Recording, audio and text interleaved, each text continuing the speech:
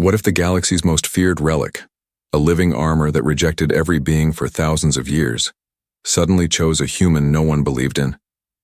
A silent war is waking, ancient powers are stirring, and one ordinary explorer is about to become the center of everything. If you're new here, make sure to subscribe and show a thumbs up by liking the video. Now let's jump into the story. For years, Rowan Miles had wandered from system to system, salvaging broken satellites and forgotten machines. He wasn't a hero or a soldier, just a man with a worn-out ship, an eye for tech, and a quiet longing for something more. On most days, that longing stayed buried under engine noise and ration packs. But on this day, as his ship limped through the far edge of the Varn quadrant, something strange happened. A signal, not a distress call, not a broadcast, just a slow, rhythmic pulse coming from the dead world of Galros. Galros had no settlements, no life, not even an atmosphere worth breathing. It was a ghost of a planet, covered in rust-colored sand and ancient wreckage from wars no one remembered. Yet Rowan felt something, a pull deep in his gut, as if the signal wasn't reaching out through space, but through time. Curiosity won out over common sense. His ship, already low on fuel, dropped into orbit, drawn by that slow, steady pulse like a heartbeat beneath the sand. The landing was rough. Dust whipped up in thick clouds as he touched down near a canyon split like an old scar in the planet's surface. With a cracked visor and half a working scanner, Rowan stepped out. The world was silent. No wind, no movement. Just the crunch of his boots on sand and the slow tick of his suit's oxygen readout. He followed the pulse across dunes and dead rock until he saw it, a dark spire barely sticking out of the ground. It looked like black glass, smooth and sharp, rising from the earth like a blade. Rowan knelt beside it, brushed away the sand. Beneath was a panel, etched with strange symbols that shimmered faintly under his light. When he touched it, the ground trembled. Slowly, a staircase revealed itself, descending into darkness. He should have turned back. Every survival rule in his head screamed at him to leave, but something in him said otherwise. Not a voice exactly, more like an instinct. So he stepped inside. The temperature dropped as he moved deeper. The walls weren't stone or metal, but something in between, like they had grown naturally and been polished for centuries. Glowing lines ran across the walls, pulsing with the same rhythm as the signal. Eventually, the path opened into a wide chamber, circular, domed, and silent. In the center floated something impossible. It was armor, but not armor like any soldier. Or, this one shimmered like mercury, constantly shifting, never quite holding a solid shape. It hovered above a pool of light, motionless and yet alive. Rowan felt a pressure in the air, like the room was holding its breath. He stepped closer, each movement careful. When he reached the edge of the platform, the armor moved. It extended a single tendril, like liquid metal stretching through the air. Rowan didn't flinch. He raised his hand, not knowing why, not even sure he was in control of his own actions. The tendril touched his palm. For a second, there was silence. Then the armor wrapped around him like water poured over stone. It didn't hurt. It didn't burn. It felt warm, alive somehow. Layers formed over his arms, chest, legs, and finally his head. The helmet closed with a soft hiss. He could see clearer, breathe easier. Every sense felt amplified. And then, in the middle of his mind, he heard a word. Not spoken, not in any language he knew, but he understood it perfectly. Accepted. Far above the surface, ancient satellites blinked to life. Signals shot into space, across systems that hadn't heard a whisper from Galros in thousands of years. In secret chambers and guarded archives, alarms lit up that hadn't been triggered in generations. Somewhere deep in the inner worlds, powerful voices grew quiet. Someone, or something, had been chosen. Rowan didn't know any of that. He just stood there, stunned, as the armor tightened around him like a second skin. He tried to remove it, but it wouldn't budge.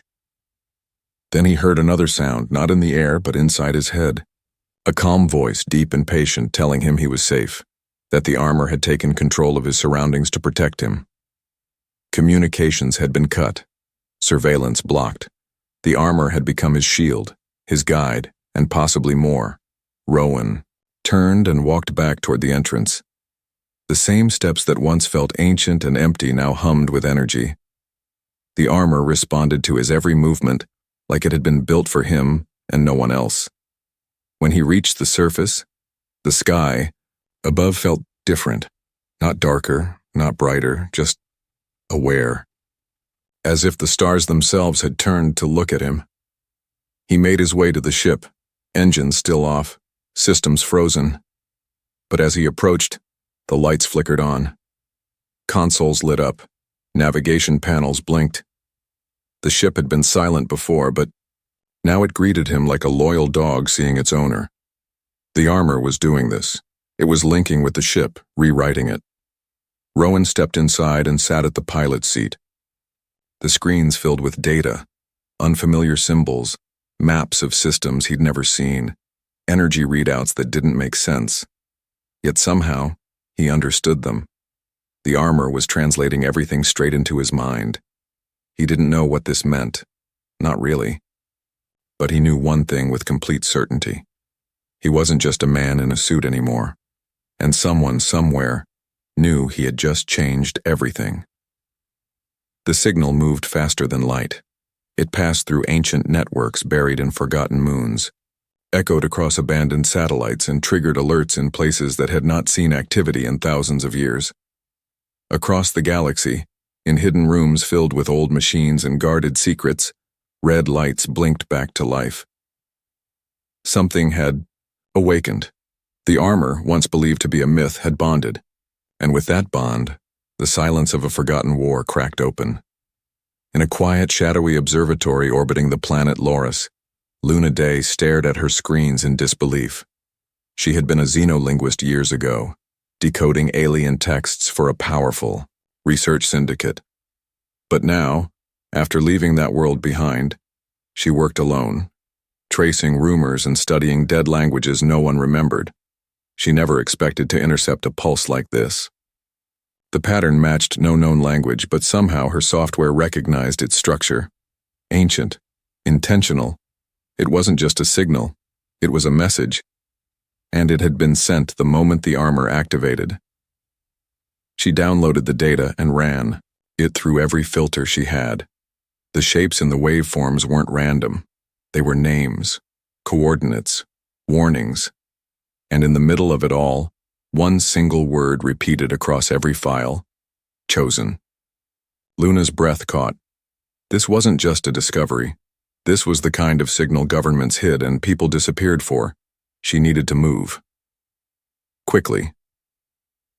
On the other side of the galaxy, Torvin Jace sat in a dusty bar built into the side of a cargo hauler that hadn't moved in 20 years. Once a senator in the outer rings, Torvin had watched too many secrets destroy too many good people. He'd walked away from politics when he realized the greatest truths were kept in the shadows.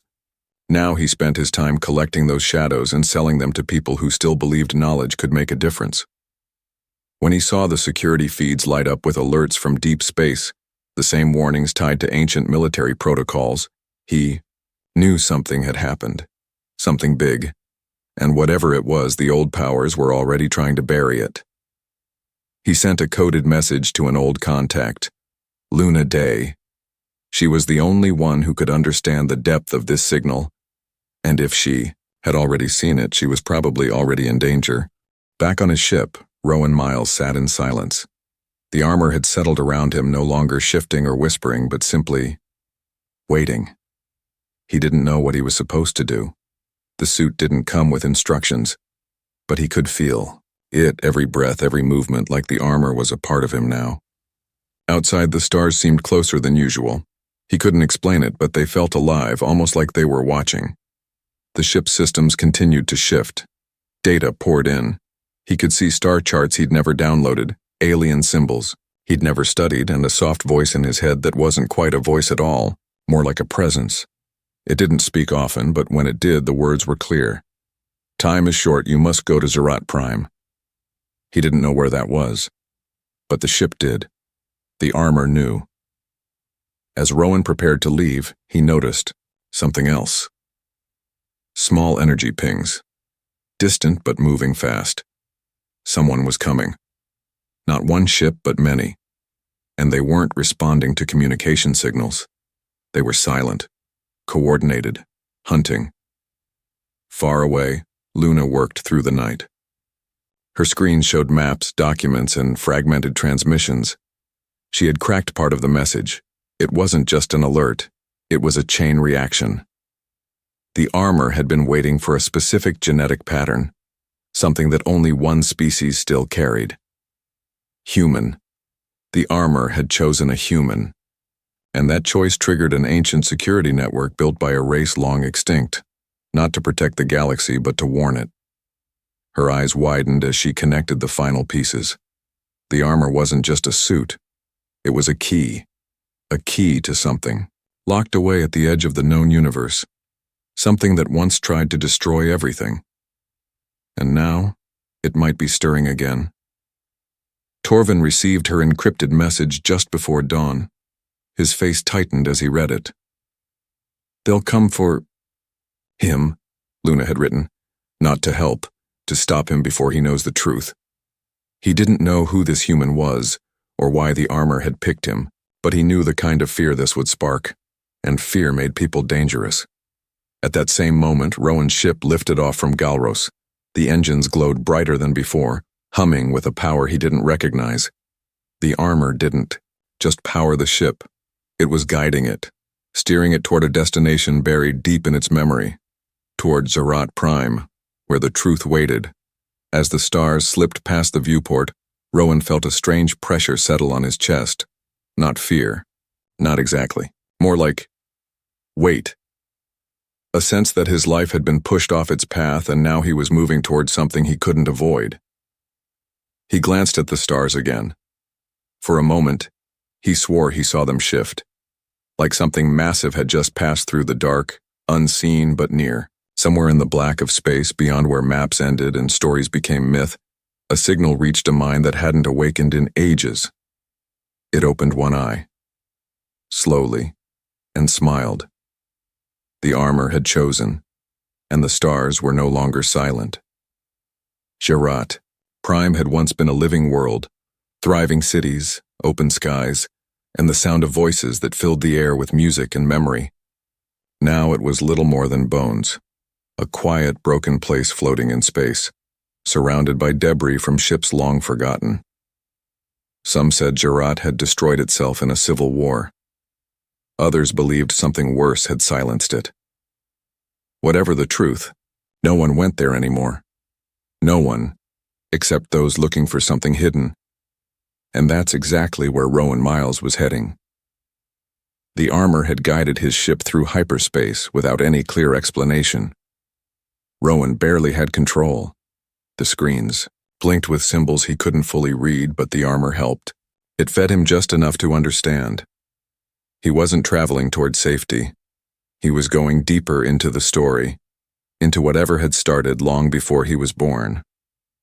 And somewhere in his mind, he felt it. Something on Zerat was waiting for him. Not in a trap, but like an unfinished sentence waiting for its last word. As his ship entered the planet's orbit, Rowan saw the ruins below. Towers, now half collapsed, reached up through fog and smoke.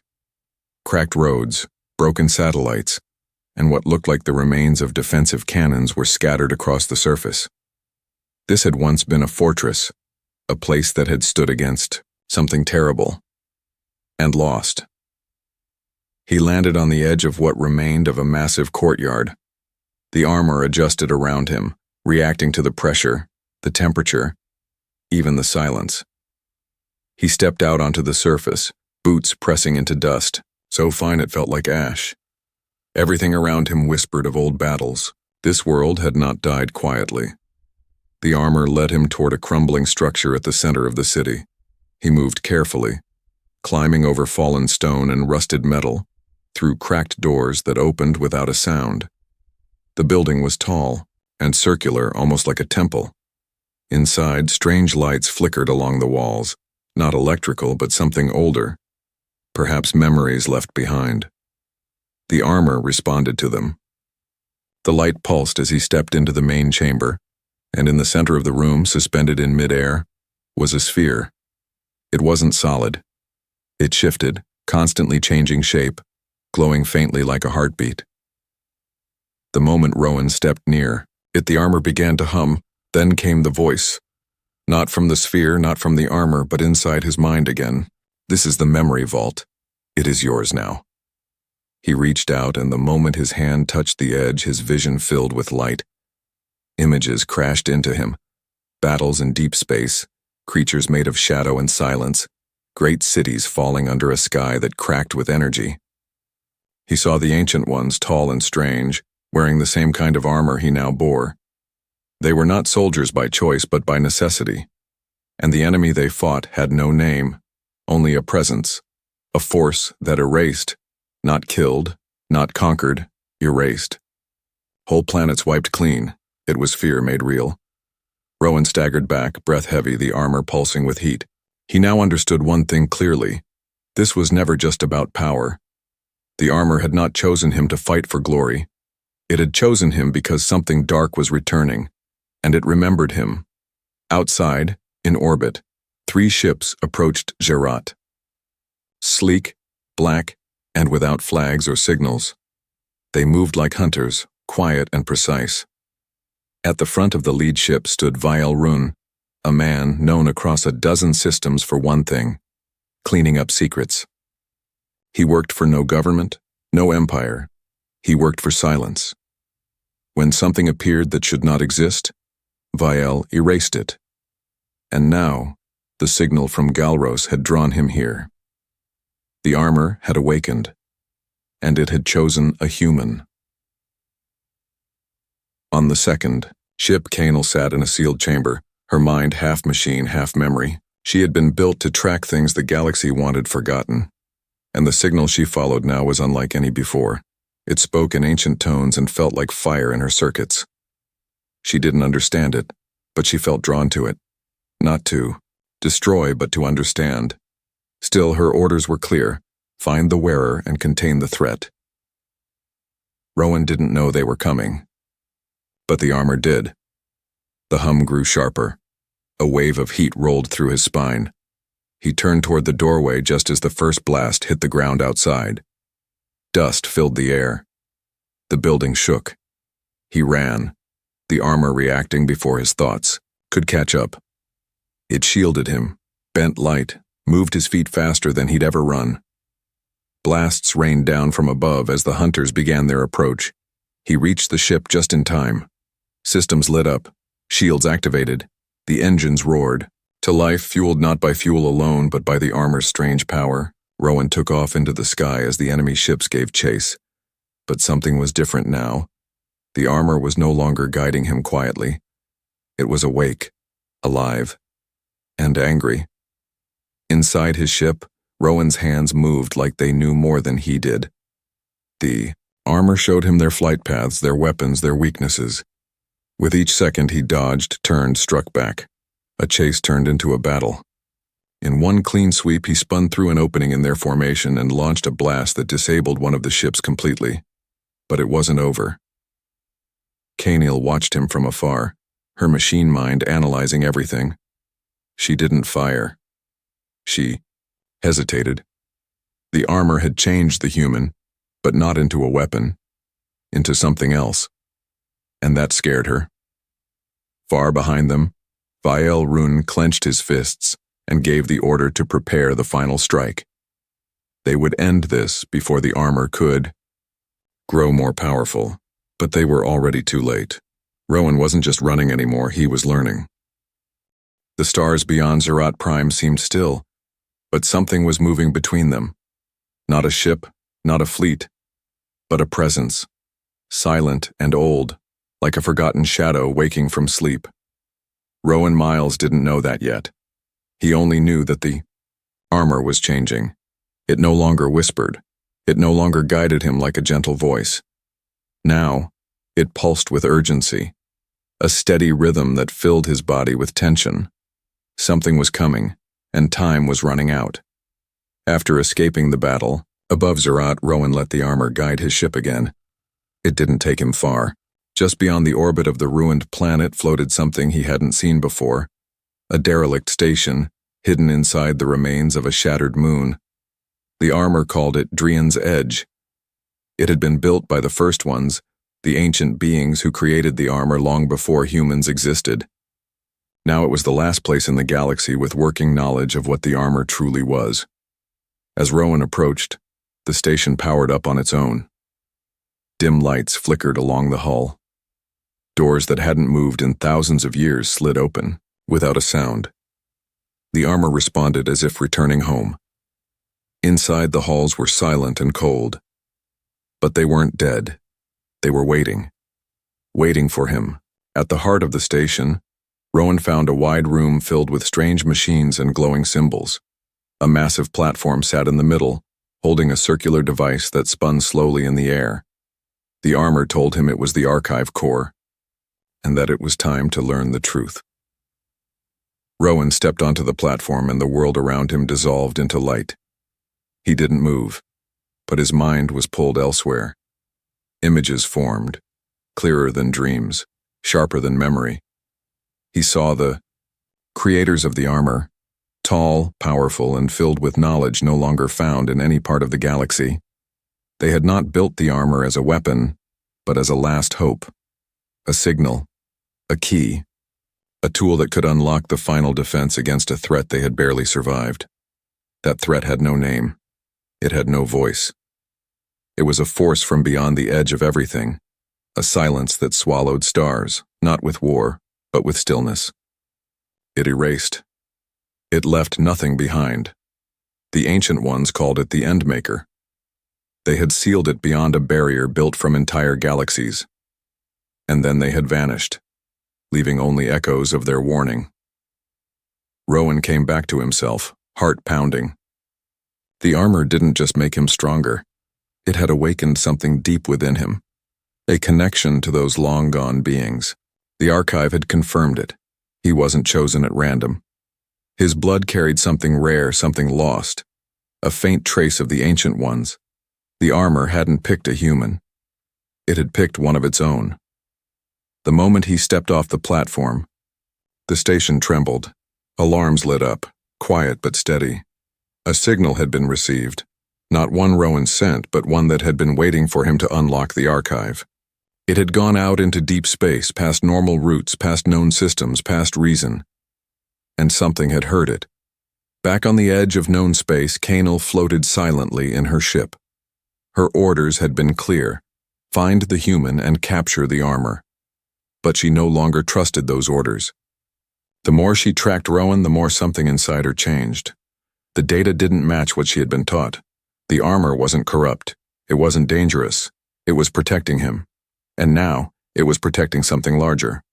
As her systems scanned the void, Kanal's sensors picked up something terrifying. A new fleet.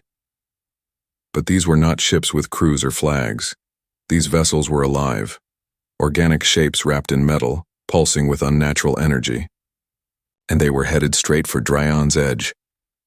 Rowan stood at the window of the station watching as the stars bent around something too large to see clearly. A cold feeling filled the air. The armor whispered one word, not as a warning, but as a promise. It has come. The first of the living ships appeared. It didn't attack right away. It just floated, watching. Then more came, 10, then 20, surrounding the station. Rowan's ship was still docked, but escape wasn't an option now. The armor knew it, so did Rowan.